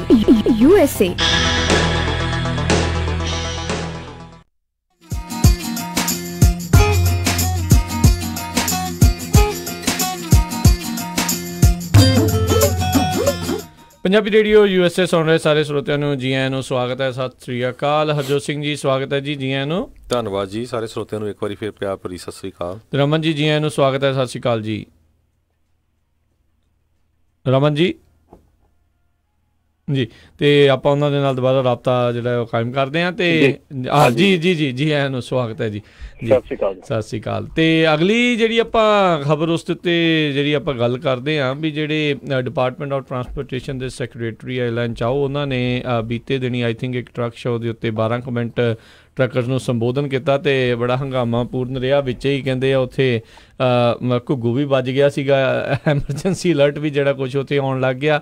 ਤੇ ਪਰ 12 ਮਿੰਟ ਦੇ ਵਿੱਚ ਉਹਨਾਂ ਨੇ ਇੱਕ ਚੀਜ਼ ਜਿਹੜੀ ਉਹ ਪੁਖਤਾ ਕਰ ਦਿੱਤੀ, ਜਿਸ ਦੇ ਉੱਤੇ ਬੜੇ ਚਿਰ ਤੋਂ ਟਰੱਕਰਸ ਦੀ ਜਿਹੜੀ ਡਿਮਾਂਡ ਸੀਗੀ ਵੀ ਆਵਰਸ ਆਫ ਸਰਵਿਸ ਜਿਹੜੇ ਆ ਉਹਦੀਆਂ ਟਾਈਮਿੰਗਸ ਚੇਂਜ ਹੋਣ ਜਾ ਰਹੀਆਂ। ਉਹਨਾਂ ਨੇ ਇਸ ਚੀਜ਼ ਦੀ ਪੁਸ਼ਟੀ ਕੀਤੀ ਹੈ। ਜਿਹੜੀ ਪਹਿਲੋਂ ਐਡਵਾਂਸਡ NRM ਜਿਹੜੀ ਪੇਸ਼ ਕੀਤਾ ਸੀਗਾ ਫੈਡਰਲ ਰਜਿਸਟਰ ਦੇ ਵਿੱਚ, ਜਿਸ ਦੇ ਵਿੱਚ ਹਜ਼ਾਰਾਂ ਲੋਕਾਂ ਨੇ ਜਿਹੜੇ ਕਮੈਂਟ ਵੀ ਕੀਤੇ ਸੀ ਵੀ ਕੀ ਹੋਣਾ ਚਾਹੀਦਾ, ਕਿਵੇਂ ਹੋਣਾ ਚਾਹੀਦਾ ਆ। ਅਤੇ ਨਾਲ ਹੀ FMCSA ਦੇ ਰੇ ਮਾਰਟਨਜ਼ ਜਿਹੜੇ ਚੀਫ ਉਹ ਵੀ ਉਹਨਾਂ ਦੇ ਨਾਲ ਹੀ ਸੀਗੇ। ਅਤੇ ਉੱਥੇ ਉਹਨਾਂ ਨੇ ਇਸ ਚੀਜ਼ ਨੂੰ ਪੱਕਿਆਂ ਕਰ ਦਿੱਤਾ ਵੀ ਆਵਰਸ ਆਫ ਸਰਵਿਸ ਦੇ ਵਿੱਚ ਜਿਹੜੇ ਚੇਂਜਿਸ ਆ ਜਲਦੀ ਆ ਰਹੇ ਆ। ਅਤੇ ਆਈ ਥਿੰਕ ਵਾਈਟ ਹਾਊਸ ਦੇ ਵਿੱਚ ਜਿਹੜੇ ਡਿਪਾਰਟਮੈਂਟ ਵਾਲੇ ਜਿਹੜੇ ਬਜਟ ਵਾਲੇ ਹੁੰਦੇ ਆ ਅਤੇ ਮੈਨੇਜਮੈਂਟ ਵਾਲੇ ਆ ਉਹਨਾਂ ਦੇ ਕੋਲੋਂ ਘੱਲ ਦਿੱਤਾ ਗਿਆ ਆ ਉਸ ਚੀਜ਼ ਨੂੰ ਲਾਗੂ ਕਰਵਾਉਣ ਦੇ ਲਈ। ਬਿਲਕੁਲ ਜੀ, ਇਹ ਆਵਰਸ ਆਫ ਸਰਵਿਸ ਦਾ ਤੇ DOT ਦਾ ਜਿਹੜਾ ਉੱਥੇ ਮਿਡ ਅਮਰੀਕਾ ਟਰੱਕ ਸ਼ੋਅ ਲੂਈਵਿਲ ਕੰਟਕੀ ਦੇ ਵਿੱਚ ਇਹ ਜਿਹੜੀ ਗੱਲਬਾਤ ਹੋਈ ਹੈ, ਜਿਹੜੀ ਉੱਥੇ ਸੈਸ਼ਨ ਸੀਗਾ, ਮੈਂ ਅਵੇਲੇਬਲ ਸੀਗਾ। ਜਿਹੜਾ ਉੱਥੇ ਅਲਾਰਮ ਵੱਜਿਆ ਸੀਗਾ ਉਹ ਐਕਚੁਅਲੀ ਉੱਥੇ ਲਾਈਟ ਚਲੀ ਗਈ ਸੀਗੀ। ਸੋ ਲਾਈਟ ਜਾਣ ਦੇ ਕਰਕੇ ਤੇ ਉਹ ਹਫੜਾ ਦਫੜੀ ਜੀ ਇੱਕਦਮ ਮਚ ਗਈ ਤੇ ਉਸ ਤੋਂ ਬਾਅਦ ਅਲਾਰਮ ਵੱਜ ਗਿਆ। ਤੇ ਪਰ ਜਿਹੜਾ ਸੀਗਾ ਸਭ ਕੁਛ ਠੀਕ ਠਾਕ ਸੀਗਾ। ਵਾਪਸ ਉਹਨਾਂ ਦੀ ਜਿਹੜੀ ਬਿਜਲੀ ਆ ਉਹ ਜਦੋਂ ਆ ਗਈ ਤੇ ਸਾਰਾ ਕੁਛ ਠੀਕ ਹੋ ਗਿਆ। ਤੇ ਐਨੀਵੇ ਜਿਹੜਾ ਇਹਦੇ ਵਿੱਚ ਅਲੈਨ ਚਾਓ ਜਿਹੜੇ ਸੈਕਟਰੀ ਹੈਗੇ ਆ ਡਿਪਾਰਟਮੈਂਟ ਆਫ ਟਰਾਂਸਪੋਰਟੇਸ਼ਨ ਦੇ, ਉਹਨਾਂ ਨੇ ਥੋੜ੍ਹੇ ਟਾਈਮ ਲਈ ਆਏ ਸੀ। ਉਹਨਾਂ ਨੇ ਜਿਹੜਾ ਉੱਥੇ ਆਪਣਾ ਜਿਹੜਾ ਭਾਸ਼ਣ ਦਿੱਤਾ ਉਹਦੇ ਵਿੱਚ ਉਹਨਾਂ ਨੇ ਸਾਫ਼ ਇਹ ਕਿਹਾ ਕਿ ਇਹਦਾ ਮੈਂ ਥੋੜ੍ਹਾ ਜਿਹਾ ਬੈਕਗਰਾਊਂਡ ਦੱਸ ਦਿਆਂ ਰਾਜ, ਕਿ ਜਿਹੜੀ ਆਪਾਂ ਲਾਸਟ ਈਅਰ ਕਾਮੈਂਟ ਪੀਰੀਅਡ ਦੇ ਵਿੱਚ ਆਪਾਂ 2-3 ਸ਼ੋਜ਼ ਦੇ ਵਿੱਚ ਆਪਾਂ ਬਹੁਤ ਜ਼ਿਆਦਾ ਰੌਲਾ ਪਾਇਆ ਸੀਗਾ ਕਿ ਆਪਾਂ ਜਿਹੜੇ ਕਾਮੈਂਟਸ ਕਰਨੇ ਚਾਹੀਦੇ ਆ, ਉਹ ਕਾਮੈਂਟਸ ਜਿਹੜੇ ਆ ਆਪਣੇ ਇੱਕ 5200 ਟੂ ਬੀ ਪ੍ਰੀਸਾਈਜ਼ 5200 ਕਾਮੈਂਟਸ ਜਿਹੜੇ ਆ ਐਡੀ ਵੱਡੀ ਲਾਰਜੈਸਟ ਟਰੱਕਿੰਗ ਇੰਡਸਟਰੀ ਚੋਂ 5200 ਕਾਮੈਂਟ ਆਏ ਸੀਗੇ। ਤੇ ਉਹ ਕਾਮੈਂਟਸ ਜਿਹੜੇ ਆ ਉਹਨਾਂ ਨੇ ਇੱਕ ਕਾਮੈਂਟਸ ਜਿਹੜਾ ਆ ਉਹ ਬਿਲਕੁਲ ਉਹਨਾਂ ਨੇ ਕਲੀਅਰਲੀ ਉਹਨੂੰ ਆਇਡੈਂਟੀਫਾਈ ਕਰਕੇ ਉਹਨੂੰ ਪੜ੍ਹਿਆ, ਉਹਨੂੰ ਸਮਝਿਆ। ਤੇ ਉਸ ਤੋਂ ਬਾਅਦ ਹੁਣ ਕਈ ਕਾਮੈਂਟ ਉਹਨਾਂ ਨੇ ਉੱਥੇ ਸਾਨੂੰ ਸੁਣਾਏ ਵੀ, ਦੱਸੇ ਵੀ ਆਹ ਕਾਮੈਂਟ ਹੈਗੇ ਆ। ਸੋ ਇਹ ਮੈਨੂੰ ਸਾਰਾ ਜਿਹੜਾ ਸੈਟਅਪ ਸੀਗਾ, ਸਾਰਾ ਜਿਹੜਾ ਸਿਸਟਮ ਸੀਗਾ, ਕਾਮੈਂਟ ਦਾ ਜਿਹੜਾ ਸਿਸਟਮ ਹੈਗਾ ਆ, ਇਹ ਬਿਲਕੁਲ ਇੱਕ ਵੋਟਾਂ ਦੇ ਵਾਂਗੂ ਲੱਗਾ ਕਿ ਤੁਸੀਂ ਆਪਣੀ ਵੋਟ ਪਾ ਰਹੇ ਆ, ਤੁਸੀਂ ਆਪਣਾ ਹੱਕ ਦੱਸ ਰਹੇ ਆ, ਆਪਣਾ ਪੱਖ ਦੱਸ ਰਹੇ ਆ ਤੇ ਤੁਹਾਡਾ ਪੱਖ ਸੁਣਿਆ ਜਾਣਾ। ਠੀਕ ਆ, ਉਹਨਾਂ ਨੇ ਸਾਨੂੰ ਕਮੈਂਟ ਪੜ੍ਹ ਕੇ ਵੀ ਦੱਸੇ, ਉੱਥੇ ਅਸੀਂ ਲੋਕਲੀ ਅਸੀਂ ਦੇਖੇ ਵੀ, ਸੁਣੇ ਵੀ। ਤੇ ਉਹਦੇ ਵਿੱਚ ਕਈ ਕਮੈਂਟ ਐਸੇ ਵੀ ਸੀਗੇ ਕਿ ਜਿਨ੍ਹਾਂ ਨੇ ਇਹ ਕਿਹਾ ਸੀਗਾ ਕਿ ਨਹੀਂ, ਇਹ ਜੋ ਆਵਰਸ ਆਫ ਸਰਵਿਸ ਰੂਲ ਹੈਗਾ ਇਹ ਵਧੀਆ, ਇਹਨੂੰ ਟੱਚ ਨਾ ਕਰੋ। ਸੋ ਇਹ ਜਿਹੜੀ ਚੀਜ਼ ਆ ਇਹ ਅੱਜ ਦੀ ਤਰੀਕ ਦੇ ਵਿੱਚ ਅਸੀਂ ਫਿਰ ਇਹੋ ਹੀ ਜਿਹੜਾ ਆ ਫਿਰ ਐਮਫਸਾਈਜ਼ ਕਰਾਂਗੇ, ਫਿਰ ਤੇ ਜ਼ੋਰ ਪਾਵਾਂਗੇ ਵੀ ਜਿਹੜੇ ਕਾਮੈਂਟਸ ਕਰਨੇ ਆ ਨਾ, ਕਾਮੈਂਟਸ ਕਰਨੇ, ਇਹਨੂੰ ਇਹ ਨਾ ਸਮਝੋ ਕਿ ਜਸਟ ਕਮੈਂਟ ਹੀ ਕਰਨਾ, ਯਾਰ ਕੀ ਫਰਕ ਪੈਂਦਾ ਜੇ ਮੈਂ ਕੀਤੇ ਨਹੀਂ ਕੀਤੇ, ਕੋਈ ਗੱਲ ਨਹੀਂ, ਕੋਈ ਫਰਕ ਨਹੀਂ ਪੈਣਾ। ਪਰ ਨਹੀਂ, ਫਰਕ ਪੈਂਦਾ ਆ, ਬਹੁਤ ਜ਼ਿਆਦਾ ਫਰਕ ਪੈਂਦਾ। ਮੈਂ ਤਾਂ ਕਹਿੰਦਾ ਹਜ਼ਾਰਾਂ, 10,000, 20,000 ਕਮੈਂਟ ਆਉਣੇ ਚਾਹੀਦੇ ਸੀਗੇ ਜਿਸ ਹਿਸਾਬ ਦੇ ਨਾਲ ਆਪਾਂ ਇੰਡਸਟਰੀ 'ਚ ਬੈਠੇ ਆ। ਸੋ ਐਨੀਵੇ ਉਹਨਾਂ ਨੇ ਜਿਹੜੇ ਇੰਨੀ ਚੀਜ਼ ਦੀ ਕਨਫਰਮੇਸ਼ਨ ਕਰਤੀ ਹੈ ਕਿ ਜਿਹੜਾ notice of proposed rule making ਸੀਗਾ, ਜਿਹਦੇ ਤੇ ਆਪਾਂ ਕਮੈਂਟਸ ਕੀਤੇ ਸੀਗੇ, ਉਹਨਾਂ ਨੂੰ ਕਮੈਂਟਸ ਨੂੰ ਉਹਨਾਂ ਨੇ ਪੜ੍ਹ ਕੇ ਉਹਦੇ ਤੇ ਜੋ ਵੀ 4 ਜਿਹੜੇ ਸੀਗੇ ਰੂਲ ਜਿਹੜੇ ਬਦਲਨੇ ਸੀਗੇ, ਉਹਨਾਂ ਤੇ ਜੋ ਵੀ ਸੋਧ ਕਰਨੀ ਆ ਜਾਂ ਐਜ਼ ਇਜ਼ ਮੰਨਣੇ ਆ, ਉਹ ਨਹੀਂ ਦੱਸਿਆ ਉਹਨਾਂ ਨੇ। ਪਰ ਉਹ ਸਾਰਾ ਕੁਝ ਜਿਹੜਾ ਕਰਕੇ ਉਹਨਾਂ ਨੇ ਡਿਪਾਰਟਮੈਂਟ ਆਫ ਟਰਾਂਸਪੋਰਟੇਸ਼ਨ ਨੇ ਇਸ ਵੇਲੇ ਉਹ ਜਿਹੜਾ ਆ office off white house office of management and budget ਨੂੰ ਰਿਵਿਊ ਵਾਸਤੇ ਭੇਜਤਾ, ਜਿਹੜਾ ਪ੍ਰੋਸੈਸ ਰੈਗੂਲਰ ਪ੍ਰੋਸੈਸ ਹੈਗਾ। ਸੋ ਪਰ ਉਹਨਾਂ ਨੇ ਉਹਦੇ ਵਿੱਚ ਇਹ ਕੋਈ ਵੀ ਚੀਜ਼ ਜਿਹੜੀ ਆ ਦੱਸਣ ਤੋਂ ਨਾ ਕਰਤੀ ਕਿ ਉਹਦੇ ਵਿੱਚ ਅਮੈਂਡਮੈਂਟਸ ਕੀਤੀਆਂ ਗਈਆਂ, ਨਹੀਂ ਕੀਤੀਆਂ ਗਈਆਂ, ਕੀ ਆ ਕੀ ਨਹੀਂ ਗਾ। ਉਹ ਕਹਿੰਦੇ ਵੀ ਉਹ ਮੈਂ ਦੱਸ ਨਹੀਂ ਸਕਦੀ। ਸੋ ਜਿੱਦਾਂ ਹੀ ਹੁਣ ਉਸ ਤੋਂ ਬਾਅਦ ਜਿਹੜਾ ਆ ਇਹ office of management and budget ਜਿਹੜਾ ਡਿਪਾਰਟਮੈਂਟ ਹੈਗਾ ਵਾਈਟ ਹਾਊਸ ਦਾ, ਉਤੋਂ ਜਦੋਂ ਇਹ ਬਾਅਦ 'ਚ ਆਉਣਗੀਆਂ ਵਾਪਸ DOT ਕੋਲ ਕਿ ਓਕੇ ਠੀਕ ਆ, DOT ਨੇ ਉਹਨਾਂ ਨੂੰ ਵਾਈਟ ਹਾਊਸ ਨੂੰ ਸਬਮਿਟ ਕੀਤੀ, ਉਹਨਾਂ ਨੇ ਜਾਂ ਕੋਈ ਚੇਂਜ ਕੀਤੀ ਜਾਂ ਬਿਨਾਂ ਚੇਂਜ ਕੀਤੀ ਤੋਂ ਉਹਨਾਂ ਨੇ ਅਪਰੂਵ ਕਰਕੇ ਵਾਪਸ ਭੇਜਤੀਆਂ। ਉਸ ਤੋਂ ਬਾਅਦ ਫਿਰ ਆਪਣੇ ਕੋਲ 45 days to 60 days comment period ਆਉਣਾ ਹੈ ਜੀ। ਬਿਲਕੁਲ ਠੀਕ ਆ। ਉਸ ਤੋਂ ਬਾਅਦ 'ਚ ਫਿਰ ਕਮੈਂਟ ਪੀਰੀਅਡ ਆਉਣਾ ਆ, ਔਰ ਉਹ ਕਮੈਂਟਸ ਅਸੀਂ ਉੱਥੇ ਜਿਹੜੇ ਜੋ ਡੈਲਰੋਂਜ਼ੋ ਹੈਗੇ ਆ ਆਪਣੇ ਡਾਇਰੈਕਟਰ ਹੈਗੇ ਆ ਐਨਫੋਰਸਮੈਂਟ ਦੇ, ਸਾਡੀ ਉਹਨਾਂ ਦੇ ਨਾਲ ਗੱਲ ਹੋਈ ਸੀਗੀ। ਉਸ ਤੋਂ ਬਾਅਦ ਕਮੈਂਟ ਜਿਹੜੇ ਆ ਉਹਨਾਂ ਦਾ ਕੋਈ ਅਸਰ ਨਹੀਂ ਗਿਆ ਕਿਉਂਕਿ ਆਲਰੇਡੀ ਸਾਰਾ ਕੁਝ ਅਪਰੂਵ ਹੋ ਗਿਆ। ਉਹ ਕਹਿੰਦੇ ਨਹੀਂ, ਜਿਹੜੇ ਫਿਰ ਵੀ ਕਮੈਂਟਸ ਆਉਣੇ ਆ ਉਹ ਫਿਰ ਵੀ ਚੇਂਜਸ ਆ ਸਕਦੀਆਂ ਉਹਦੇ ਵਿੱਚ। ਜੇ ਤੁਹਾਨੂੰ ਲੱਗੇ ਵੀ ਇਹ ਜਿਹੜੀਆਂ ਅਪਰੂਵ ਹੋ ਕੇ ਆ ਗਈਆਂ ਚੀਜ਼ਾਂ ਇਹ ਕੰਪਲੀਟ ਨਹੀਂ ਗਈਆਂ ਜਿੱਦਾਂ ਅਸੀਂ ਚਾਹੁੰਦੇ ਸੀਗੇ, ਤੇ ਆਪਾਂ ਫਿਰ ਉਹ ਕਮੈਂਟ ਪੀਰੀਅਡ ਦੇ ਵਿੱਚ ਕਮੈਂਟ ਕਰ ਸਕਦੇ ਹਾਂ ਤੇ ਉਹ ਚੇਂਜਸ ਫਿਰ ਵੀ ਆ ਸਕਦੀਆਂ। ਸੋ ਆਪਣੇ ਕੋਲ ਇੱਕ ਮੌਕਾ ਨਿਕਲ ਗਿਆ, ਲੇਕਿਨ ਅਗਲਾ ਮੌਕਾ ਜਿਹੜਾ ਆ ਉਹ ਮੈਂ ਆਪਣੀ ਕਮਿਊਨਿਟੀ ਨੂੰ ਪੱਕਾ ਜ਼ੋਰ ਦੇ ਕੇ ਕਹਿਣਾ ਚਾਹੁੰਦਾ ਵੀ ਤੁਹਾਡੇ ਕਮੈਂਟ ਜਿਹੜੇ ਆ ਨਾ ਮੇਰੇ ਖਿਆਲ ਦੇ ਵਿੱਚ ਵੀ ਹਰ ਪਾਸਿਓਂ ਆਉਣੇ ਚਾਹੀਦੇ ਉਹਦੇ ਵਿੱਚ। ਸੋ ਉਹ ਜਦੋਂ ਵੀ ਆਵੇ, ਜੇ ਤੁਹਾਡੇ ਹੱਕ 'ਚ ਨਹੀਂਗਾ, ਜੇ ਸਾਰੀਆਂ ਚੀਜ਼ਾਂ ਤੁਹਾਡੀਆਂ ਮੰਨ ਲਈਆਂ ਗਈਆਂ, ਵਧੀਆ, ਥੈਂਕ ਯੂ ਕਰਦੇ ਹੋ, ਨੋਟ ਜ਼ਰੂਰ ਲਿਖੋ ਉਹਨਾਂ ਨੂੰ। ਨਾਲੇ ਬਿਲਕੁਲ ਰਮਨ ਜੀ, ਪਤਾ ਇਹ ਲੱਗਦਾ ਆ ਵੀ ਆਪਣੀ ਕਮਿਊਨਿਟੀ 'ਚ ਕਿੰਨੇ ਲੋਕ, ਆਪਾਂ ਐਵੇਂ ਮਰੀ ਜਾਂਦੇ ਆ ਵੀ ਦੇਖੋ ਜੀ ਪੰਜਾਬੀਆਂ ਨੇ ਓਵਰਟੇਕ ਕਰ ਲਿਆ, ਪੰਜਾਬੀ ਬਹੁਤ ਵੱਡੀ ਗਿਣਤੀ ਦੇ ਵਿੱਚ ਆ ਰਹੇ ਆ ਟਰੱਕਿੰਗ 'ਚ। ਜਦੋਂ ਤੁਸੀਂ ਕਮੈਂਟ ਦੇਖੋਗੇ, ਜੇ ਉੱਥੇ ਪੰਜਾਬੀਆਂ ਦਾ ਨਾਂ ਹੀ ਨਹੀਂ ਲੱਭਿਆ, ਉਹ ਤਾਂ ਉੱਥੋਂ ਪਤਾ ਲੱਗਣਾ ਵੀ ਹਾਂ ਕਿੰਨੇ ਲੋਕ ਹੈਗੇ ਆ। ਬਿਲਕੁਲ ਜੀ, ਬਿਲਕੁਲ। ਇਫੈਕਟਿਵਨੈਸ ਜਿਹੜੀ ਹੈ ਨਾ ਤੁਹਾਡੀ, ਇਫੈਕਟਿਵਨੈਸ ਜਿਹੜੀ ਆ ਉਹ ਤੁਹਾਡੇ ਲਿਖਤੀ ਬਿਆਨ ਜਿਹੜੇ ਆ ਜਾਂ ਜਿੱਥੇ ਤੁਸੀਂ ਤੁਹਾਡੀ ਸਟੈਂਪ ਲੱਗੀ ਨਾਂ ਦੀ, ਉੱਥੋਂ ਤੁਹਾਡੀ ਇਫੈਕਟਿਵਨੈਸ ਪਤਾ ਲੱਗਦੀ ਆ। ਜੀ ਬਿਲਕੁਲ, ਇਹ ਦੋ ਪੜਾਈ ਇੱਕ ਹਿਸਾਬ ਦੇ ਨਾਲ ਕੰਮ ਹੁੰਦਾ ਹੈ। ਪਹਿਲੋਂ ਜਿਹੜਾ ਐਡਵਾਂਸਡ ਨੋਟਿਸ ਆਫ ਪ੍ਰਪੋਜ਼ਡ ਜਿਹੜਾ ਆ ਰੂਲ ਚੇਂਜ ਹੁੰਦਾ ਆ, ਅਤੇ ਜਦੋਂ ਉਹ ਜਿੱਦਾਂ ਤੁਸੀਂ ਦੱਸਿਆ ਵੀ OMB ਨੇ ਜਦੋਂ ਕਰ ਦਿੱਤਾ, office of management and budget ਵਾਲਿਆਂ ਨੇ ਅਪਰੂਵ ਕਰਤਾ, ਅਤੇ ਫਿਰ ਇਸ ਨੂੰ ਦੁਬਾਰਾ ਫੈਡਰਲ ਰਜਿਸਟਰੀ ਦੇ ਵਿੱਚ ਪਾਇਆ ਜਾਊਗਾ। ਉਦੋਂ ਐਕਚੁਅਲ ਨੋਟਿਸ ਆਫ ਜਿਹੜਾ ਪ੍ਰਪੋਜ਼ਡ ਰੂਲ ਮੇਕਿੰਗ ਜਿਹੜਾ ਹੁੰਦਾ ਆ, ਸੋ ਉਹਦੇ ਵਿੱਚ ਜਿੱਦਾਂ ਹੁਣੇ ਰਮਨ ਜੀ ਦੱਸ ਰਹੇ ਆ ਵੀ ਉਹਦੇ ਵਿੱਚ ਵੀ ਕਮੈਂਟ ਕਰਨ ਦੇ ਲਈ ਤੁਹਾਨੂੰ ਤਕਰੀਬਨ 45 ਤੋਂ 2 ਮਹੀਨੇ 45 ਦਿਨਾਂ ਤੋਂ 60 ਦਿਨਾਂ ਦੇ ਵਿੱਚ ਮੌਕਾ ਹੋਊਗਾ। ਉਹ ਜਿੱਦਣ ਰਜਿਸਟਰੀ ਦੇ ਵਿੱਚ ਪਾਉਣਗੇ, ਫੈਡਰਲ ਰਜਿਸਟਰ 'ਚ ਪਾਉਣਗੇ, ਉਦੋਂ ਪਤਾ ਲੱਗੂਗਾ ਵੀ ਕਿੰਨੇ ਦਿਨ ਦੇ ਰਹੇ ਆ। ਪਰ ਕਮੈਂਟ ਜਿਹੜੇ ਆ ਜ਼ਰੂਰ ਕਰਨੇ ਚਾਹੀਦੇ ਆ। ਹੁਣੇ ਰੀਸੈਂਟਲੀ ਹਰਜੋਤ ਸਿੰਘ ਜੀ ਆਪਾਂ ਜੇ ਉਦਾਹਰਣ ਦਈਏ ਵੀ ਇੱਕ ਇੰਡਸਟਰੀ ਜਿੱਥੇ ਕਹਿੰਦੇ ਵੀ ਇੰਨੇ ਮਿਲੀਅਨ ਲੋਕ ਜਿਹੜੇ ਕੰਮ ਕਰ ਰਹੇ ਆ, ਅਤੇ ਇੱਕ ਪਾਸੇ H1B ਵਾਲੀ ਇੰਡਸਟਰੀ ਆ ਜਿਹਦੇ ਵਿੱਚ ਵੀ ਚਲੋ ਬਹੁਤ ਸਾਰੇ ਲੋਕ ਹੈਗੇ ਨੇ, ਪਰ ਉਹ ਦੇਖੋ ਵੀ ਕਿੰਨੇ ਕਮੈਂਟ ਕੀਤੇ। ਉੱਥੇ ਤਕਰੀਬਨ 2 ਲੱਖ ਤੋਂ ਵੱਧ ਕਮੈਂਟ ਗਿਆ ਜਿਹੜਾ H1B ਤੇ H4B ਨੇ ਜਿਹੜਾ proposed department of homeland security ਵਾਲਿਆਂ ਨੇ ਰੂਲ ਚੇਂਜ ਕਰਨ ਦੇ ਵਿੱਚ ਉਹਦੇ ਉੱਤੇ ਆਖਿਆ ਸੀਗਾ। ਕਿੱਥੇ 5200 ਕਮੈਂਟ, ਜਿੱਥੇ ਕਹਿੰਦੇ ਵੀ ਇਹ ਅਮਰੀਕਾ ਦੀ ਬੈਕਬੋਨ ਆ, ਇਹ ਚਲਾ ਰਹੇ ਨੇ, ਅਤੇ ਪਰ ਇਹ ਕਮੈਂਟ ਨਹੀਂ ਕਰ ਰਹੇ। ਅਤੇ ਇੱਕ ਪਾਸੇ ਜਿਹੜੀ ਉਹ IT ਵਾਲੀ ਇੰਡਸਟਰੀ, ਚਲੋ ਹਾਂ ਉਹਨਾਂ ਦੇ ਕੋਲ ਇੱਕ ਪੋਜ਼ੀਟਿਵ ਚੀਜ਼ ਹੈਗੀ ਆ ਵੀ ਉਹ ਆਲਰੇਡੀ ਕੰਪਿਊਟਰ ਦੇ ਉੱਤੇ ਯੂਜ਼ ਕਰਦੇ ਆ। ਪਰ ਮੈਨੂੰ ਨਹੀਂ ਲੱਗਦਾ ਰਾਜ ਜੀ ਅੱਜ ਦੀ ਡੇਟ 'ਚ ਕੋਈ ਆਪਣਾ ਡਰਾਈਵਰ ਜਿਹੜਾ ਫੇਸਬੁੱਕ ਤੋਂ ਬਿਨਾਂ ਜਾਂ ਉਹਨੂੰ ਪਤਾ ਨਹੀਂ ਆ ਵੀ ਫੋਨ ਤੋਂ ਬਗੈਰ ਜਿਹੜਾ ਕਿੱਦਾਂ ਕਰ ਸਕਦਾ। ਸੋ ਇਹ ਚੀਜ਼ ਜਿਹੜੀ ਜ਼ਰੂਰ ਆ। ਆਈ ਥਿੰਕ ਰਮਨ ਜੀ ਇੱਕ ਜਿਹੜੀ ਗੁਜ਼ਾਰਿਸ਼ ਜਿਹੜੀ ਫੈਡਰਲ ਰਜਿਸਟਰ ਜਾਂ ਇਹਨਾਂ ਨੂੰ ਵੀ ਕਰਨੀ ਚਾਹੀਦੀ ਆ ਵੀ ਜਿਹੜੇ ਲੋਕ ਪੂਰੀ ਤਰ੍ਹਾਂ ਇੰਗਲਿਸ਼ ਦੇ ਵਿੱਚ ਪ੍ਰੋਫੀਸ਼ੀਐਂਟ ਨਹੀਂ ਹੈਗੇ,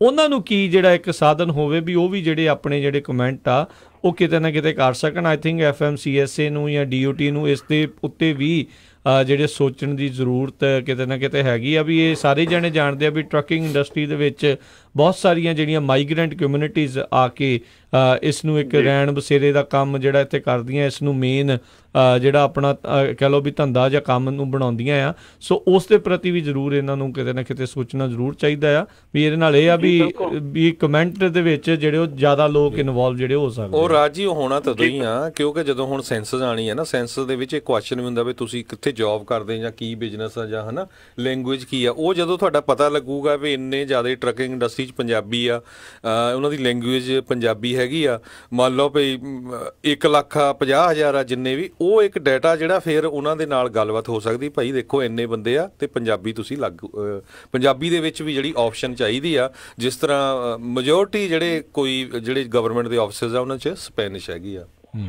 ਜੀ ਬਿਲਕੁਲ। ਮੈਂ ਐਤਕੀ ਇੱਕ ਹੋਰ ਵੀ ਵਧੀਆ ਚੀਜ਼ ਹੋਈ ਆ ਜਿਹੜੀ ਕੰਟੱਕੀ ਦੇ ਵਿੱਚ ਜਾ ਕੇ ਮੇਰੀ ਮੁਲਾਕਾਤ ਫਿਰ ਹੋਈ ਸੀਗੀ। ਜਿਹੜੇ ਆਪਣੇ ਜੋ ਡੈਲੋਰੈਂਜ਼ੋ ਹੈਗੇ ਆ, ਆਪਣੇ ਡਾਇਰੈਕਟਰ ਹੈਗੇ ਐਨਫੋਰਸਮੈਂਟ ਦੇ, ਜਾਂ ਜਿਹੜੇ ਆਪਣੇ ਬਿਲ ਮੋਹਾਨੀ ਹੈਗੇ ਆ ਜਿਹੜੇ ਚੀਫ ਹੈਗੇ ਆ ਐਨਫੋਰਸਮੈਂਟ ਦੇ, ਉਹਨਾਂ ਨਾਲ ਗੱਲ ਹੋਈ ਸੀ ਅਤੇ ਉਹ ਬੜੇ ਅਗਰੈਸਿਵਲੀ ਉਹਨਾਂ ਨੇ ਮੇਰੇ ਨਾਲ ਇਹ ਗੱਲ ਕੀਤੀ ਕਿ ਅਸੀਂ ਤੁਹਾਡੀ ਕਮਿਊਨਿਟੀ ਦੇ ਨਾਲ ਕਨੈਕਟ ਹੋਣਾ ਚਾਹੁੰਦੇ ਹਾਂ, ਅਸੀਂ ਤੁਹਾਡੀ ਕਮਿਊਨਿਟੀ ਦੇ ਨਾਲ ਗੱਲਬਾਤ ਕਰਨੀ ਚਾਹੁੰਦੇ ਹਾਂ।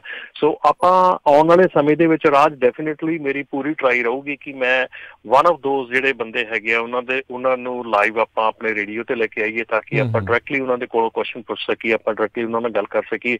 ਸੋ ਇਹ ਆਉਣ ਵਾਲੇ ਸਮੇਂ ਦੇ ਵਿੱਚ ਸਾਡੀ ਕੋਸ਼ਿਸ਼ ਰਹੂਗੀ, ਨਾਪਟਾ ਦੇ ਵੱਲੋਂ ਵੀ, ਸਾਡੀ ਮੈਗਜ਼ੀਨ ਦੇ ਵੱਲੋਂ ਵੀ ਅਸੀਂ ਜਿੰਨਾ ਵੀ ਵੱਧ ਤੋਂ ਵੱਧ ਜਿਹੜਾ ਉਹਨਾਂ ਦੇ ਨਾਲ ਰਾਬਤਾ ਕਾਇਮ ਕਰ ਸਕੀਏ ਅਤੇ ਆਪਣੀਆਂ ਜਿਹੜੀਆਂ ਲਾਈਨ ਆਫ ਕਮਿਊਨੀਕੇਸ਼ਨਸ ਆ ਉਹ ਅਸੀਂ ਕਲੀਅਰਲੀ ਓਪਨ ਰੱਖ ਸਕੀਏ ਉਹਨਾਂ ਨਾਲ, ਤਾਂ ਕਿ ਅਸੀਂ ਆਪਣੀ ਜਿਹੜੀ ਦਿਲ ਦੀ ਗੱਲ ਹੈਗੀ, ਆਪਣੀ ਜਿਹੜੀ ਕਮਿਊਨਿਟੀ ਦੀ ਗੱਲ ਹੈਗੀ ਆ ਉਹ ਡਾਇਰੈਕਟਲੀ ਉਹਨਾਂ ਤੱਕ ਪਹੁੰਚਾਈ ਪਾਈਏ ਤਾਂ ਕਿ ਔਰ ਇਹ ਗੱਲ ਨਹੀਂ ਕਿ ਉਹ ਨਹੀਂ ਕਰਨੀ ਚਾਹੁੰਦੇ, ਉਹ ਵੀ ਗੱਲ ਕਰਨੀ ਚਾਹੁੰਦੇ ਆ, ਉਹ ਵੀ ਤੁਹਾਡੇ ਨਾਲ ਜਿਹੜੀ ਆ ਮਿਲਣਾ ਚਾਹੁੰਦੇ ਆ ਜਾਂ ਤੁਹਾਡੇ ਨਾਲ ਗੱਲਬਾਤ ਕਰਨਾ ਚਾਹੁੰਦੇ ਆ।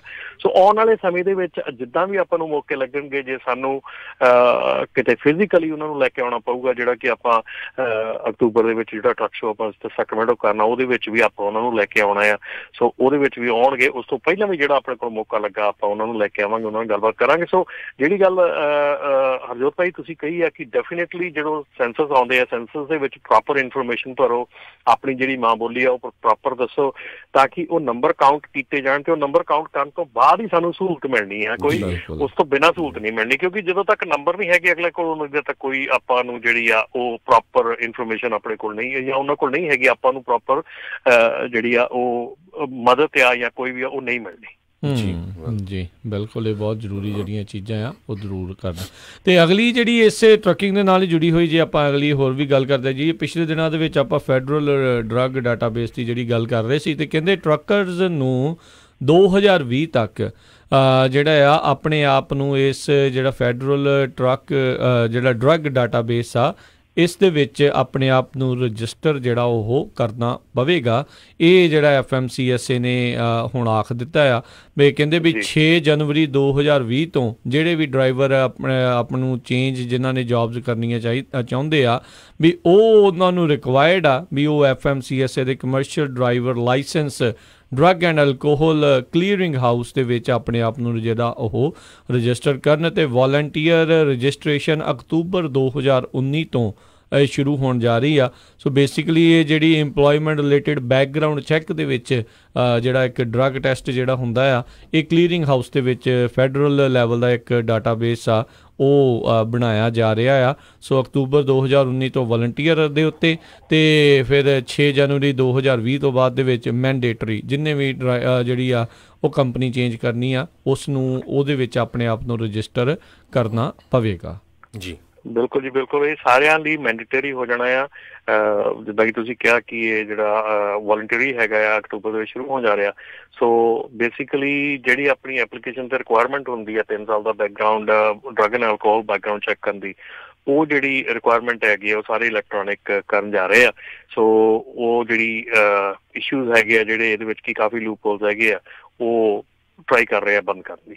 ਸੋ ਇਹ ਜਿਹੜੀ ਰਾਜ ਆਪਾਂ ਇਹੋ ਹੀ ਗੱਲ ਮੈਂ ਹੁਣ ਇੱਕ ਥੋੜੀ ਜਿਹੀ ਇੱਕ ਬੈਕਗਰਾਊਂਡ ਦੇ ਵਿੱਚ ਜਾਊਂਗਾ। ਇੱਕ ਜਿਹੜੀ ਆਪਾਂ ELD ਦੇ ਬਾਰੇ ਦੇ ਵਿੱਚ ਆਪਾਂ ਬੜਾ ਵੱਡਾ ਵਿਵਾਦ ਛਿੜਿਆ ਸੀ, ਬੜਾ ਵੱਡਾ ਆਪਣਾ ਪ੍ਰੋਟੈਸਟ ਵੀ ਹੋਇਆ ਸੀਗਾ। ਸੋ ਐਕਚੁਅਲ ਦੇ ਵਿੱਚ ਜਿਹੜਾ ਹੁਣ advance notice of rule making ਜਿਹੜਾ ਜਿੱਦਾਂ ਕਿ ਆਵਰਸ ਆਫ ਸਰਵਿਸ ਚੱਲ ਰਿਹਾ, ਇਹ ਸਾਰੀਆਂ ਚੀਜ਼ਾਂ ELD ਦੇ ਵਰੀ ਵੀ ਕੀਤੀਆਂ ਗਈਆਂ ਸੀਗੀਆਂ। ਇਹ ਸਾਰੀਆਂ ਕੰਮ ਜਿਹੜੇ ਆ ਇਸ ਤਰ੍ਹਾਂ ਹੀ ELD ਦੇ ਵਰੀ ਵੀ ਕੀਤੇ ਗਏ ਸੀਗੇ। ਸਾਰਿਆਂ ਕੋਲੋਂ ਸਾਰਾ ਕੁਛ ਮੰਗਿਆ ਗਿਆ ਸੀ। ਅਸੀਂ ਮੈਗਜ਼ੀਨ ਦੇ ਵਿੱਚ ਸਾਰਾ ਕੁਛ ਪਬਲਿਸ਼ ਕੀਤਾ ਆ ਕਿ ਕਦੋਂ ਕੀ ਆ ਰਿਹਾ, ਕੀ ਹੋ ਰਿਹਾ।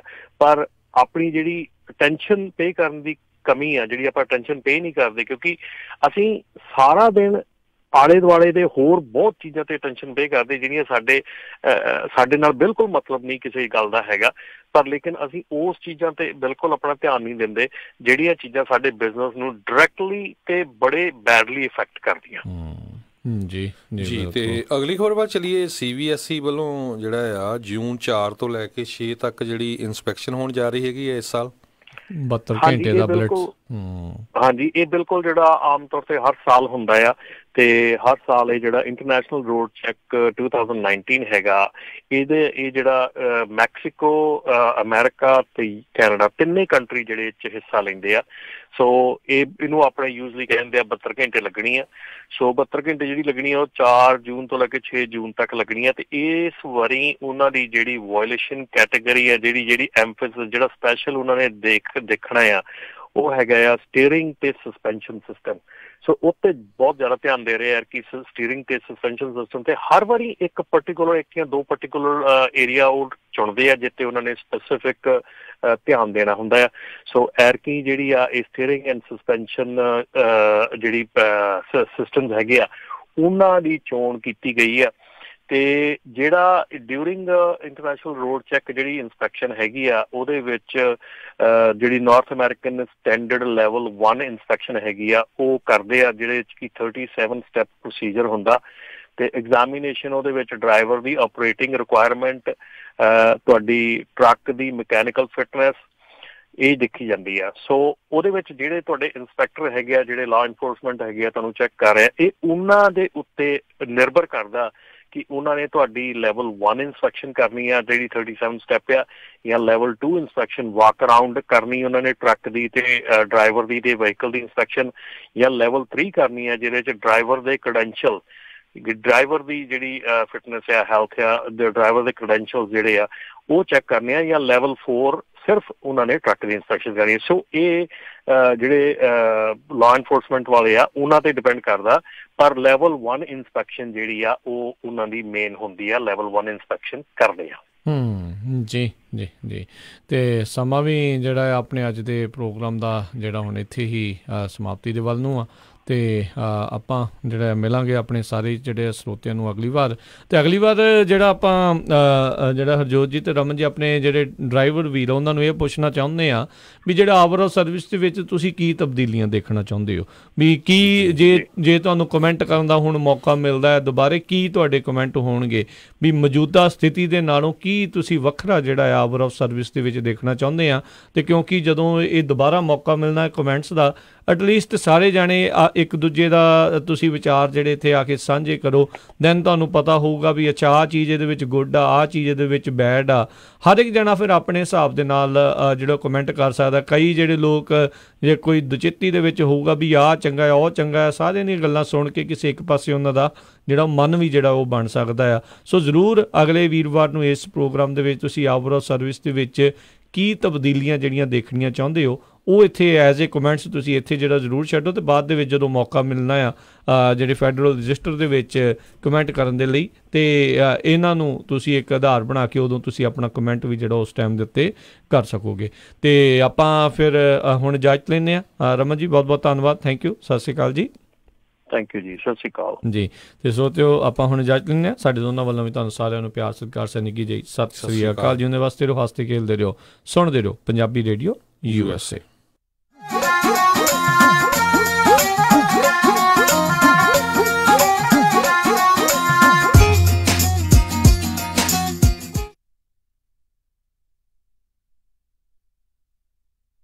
ਅਮਨ ਆਪਾਂ ਸੈਕਰਾਮੈਂਟੋ ਵਿੱਚ ਮੂਵ ਤਾਂ ਹੋ ਗਏ ਆ, ਹੁਣ ਇੱਥੇ ਆਪਾਂ ਚੰਗਾ ਜਿਹਾ ਡਾਕਟਰ ਤੇ ਫੈਮਿਲੀ ਕਲੀਨਿਕ ਵੀ ਲੱਭ ਲਈਏ। ਤੁਸੀਂ ਫਿਕਰ ਹੀ ਛੱਡ ਦਿਓ ਜੀ, ਮੇਰੀ ਫਰੈਂਡ ਰਿਤੂ ਦੀ ਕਾਲ ਆਈ ਸੀ, ਉਹਨੇ ਮੈਨੂੰ ਨੰਬਰ ਦਿੱਤਾ ਹੈ ਤੱਖਰ ਅਰਜੈਂਟ ਕੇਅਰ ਅਤੇ ਫੈਮਿਲੀ ਮੈਡੀਸਨ ਵਾਲਿਆਂ ਦਾ। ਅੱਛਾ, Takhar urgent care and family medicine, ਜਿੱਥੋਂ ਕਰਵਾ ਸਕਦੇ ਹੋ adult and child physical, DOT and naan DOT ਫਿਜ਼ੀਕਲਸ, employment ਫਿਜ਼ੀਕਲਸ ਅਤੇ ਸਕੂਲ ਫਿਜ਼ੀਕਲਸ। ਇਸ ਦੇ ਨਾਲ ਹੀ EKG, blood work, urine analysis, TB testing, air irrigation ਅਤੇ ਇਨਗ੍ਰੋਨ ਟੋਨੇਲ ਰਿਮੂਵਲ। ਇਸ ਦੇ ਨਾਲ ਹੀ ਚਮੜੀ ਦੇ ਰੋਗਾਂ ਦਾ ਇਲਾਜ ਵੀ ਕਰਵਾ ਸਕਦੇ ਹੋ ਅਤੇ ਇੱਥੋਂ ਤੁਸੀਂ ਲੈ ਸਕਦੇ ਹੋ ਮੈਡੀਕਲ ਸਪਾ ਦੀਆਂ ਸਾਰੀਆਂ services, laser hair removal, fillers, wrinkles relaxers, anti ageing